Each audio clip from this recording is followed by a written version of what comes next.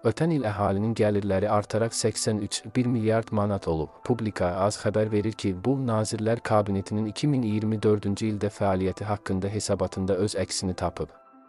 Yəni 2024-cü ilin ilkin məlumatlarına görə əhalinin gəlirləri əvvəlki ilə nisbətən nominal ifadədə 6,4% artıb. Beləliklə, hər nəfərə düşən gəlir orta hesabla 8144,1 manata çatıb.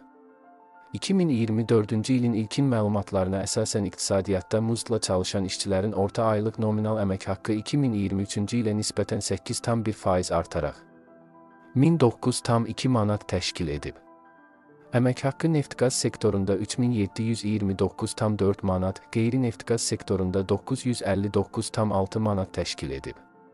Dövlət müəssisələrində çalışan işçilərin əmək haqqları 975,2 manat, özəl müəssisələrdə isə 1044,1 manat olub. Xəbər az.